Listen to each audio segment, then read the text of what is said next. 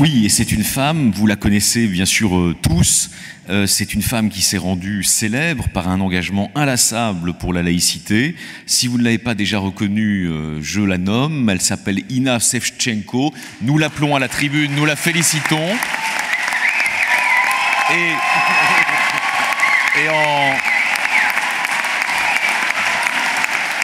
en quelques mots,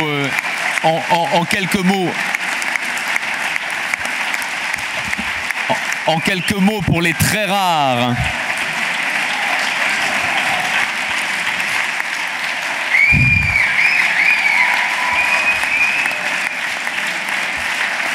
Pour les très rares qui n'auraient pas suivi les aventures d'Inna Sevchenko depuis 6 ou 7 ans, je rappelle la rigueur, la constance avec laquelle vous avez témoigné d'un engagement vraiment passionné pour la laïcité et les valeurs qu'elle sous-tendent. Vous avez aussi contribué à dénoncer ceux qui voudraient utiliser la laïcité, le beau concept de laïcité, à des fins de stigmatisation politique, notamment des musulmans. Cela existe, bien sûr, ce sont des voix qui existent, notamment au Front National, mais pas seulement. Vous avez toujours rappelé justement que la laïcité, c'est d'abord un universalisme qui suppose une égalité de droits et de devoirs de tous les citoyens de la République française.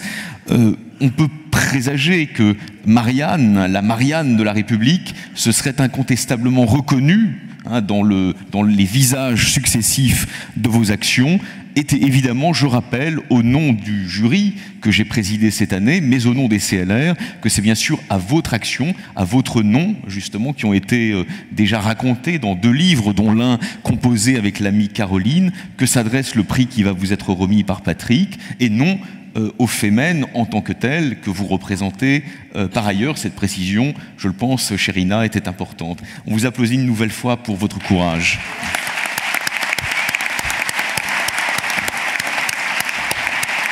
Merci beaucoup. Merci infiniment. Je suis très honorée de recevoir ce prix.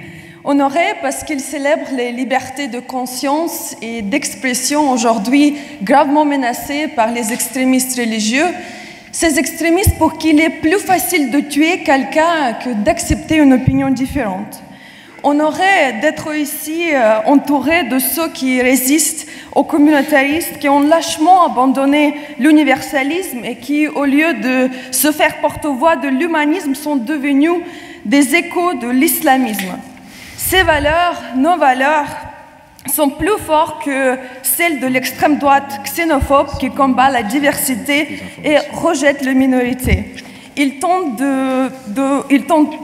tout de nous faire taire nos voix progressistes, mais ils ne savent pas que nous sommes des graines. Nous sommes des millions et nous devrions être plus nombreux encore. Mais recevoir ce prix me met également un peu mal à l'aise.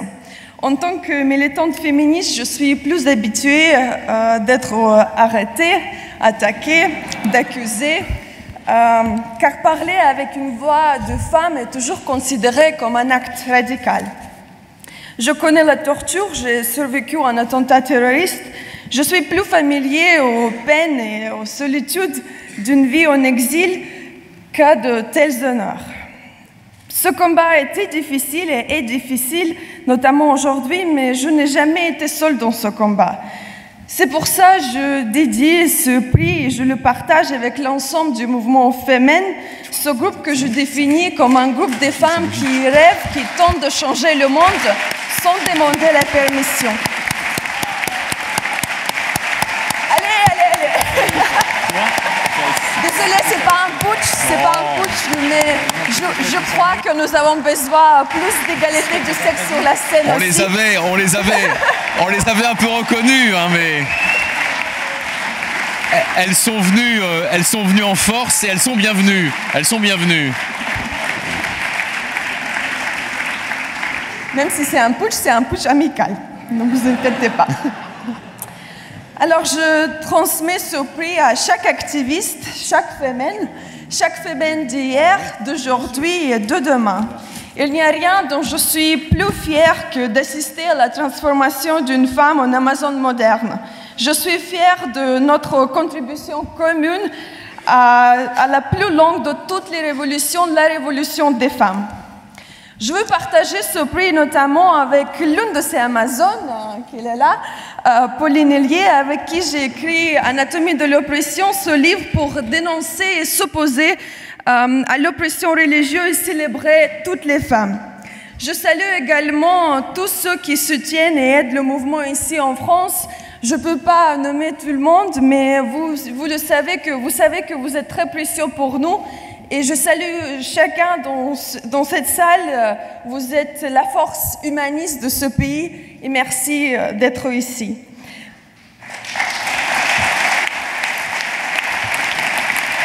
Mais ce prix, il va bien au-delà de moi et du mouvement féminin.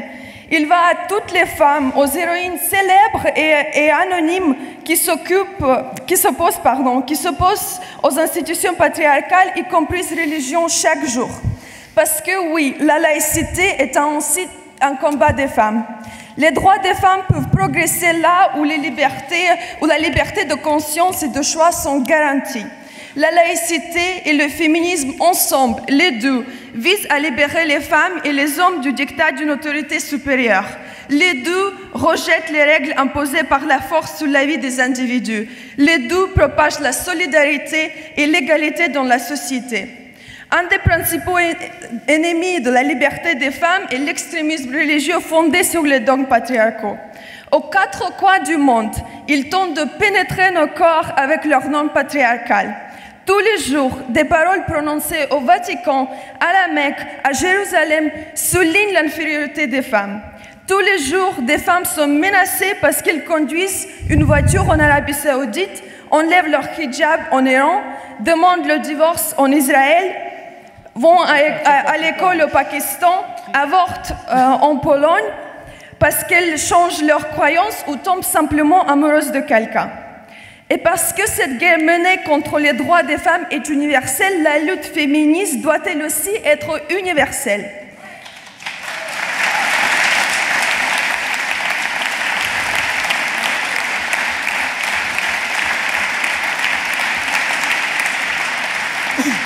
Et la liberté d'expression, c'est le prérequis à l'autonomisation des femmes et leur libération. La libération de la parole des femmes que nous observons avec fascination et beaucoup de solidarité ces dernières semaines n'est possible que dans une société laïque, où les institutions religieuses n'ont pas de pouvoir politique et où les responsables religieux n'ont pas d'immunité. La laïcité permet une parole libérée. Et je parle bien ici d'une liberté de parole inconditionnelle. Cette liberté qui rejette la liberté de ne pas être offensé ou moqué. L'idée que nos frères et sœurs de Charlie Hebdo défendent avec tel courage, vous savez que je vous admire, vous êtes ma famille. Merci à vous. C'est les extrémistes religieux qui veulent les femmes silencieuses et discrètes.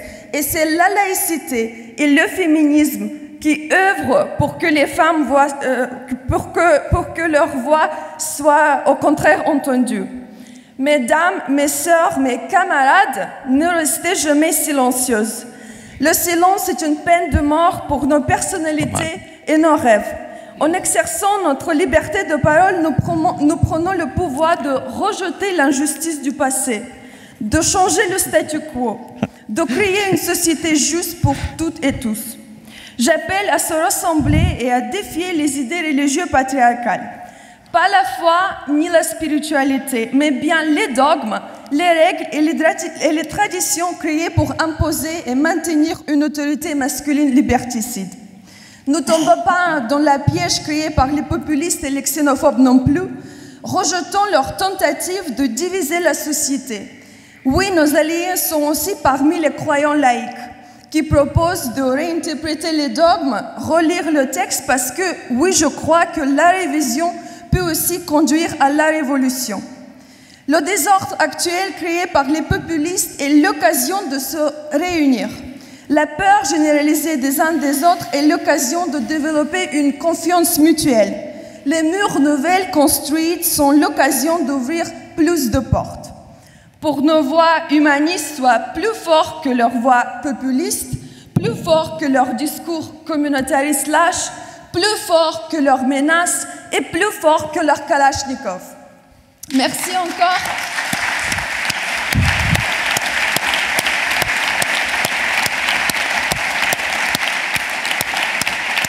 Merci encore pour cette reconnaissance. Et je vous promets que je continuerai le combat jusqu'à ce que les fanatiques religieux, les sexistes et les misogynes nourris par les dogmes monothéistes ne se mettent plus à genoux pour prier, mais pour demander pardon aux femmes qu'ils ont un jour fait souffrir. Pardon. Demander pardon aux femmes. Féministes, laïcs, humanistes, soyons des rebelles et plus des esclaves. Merci. Merci Sherina.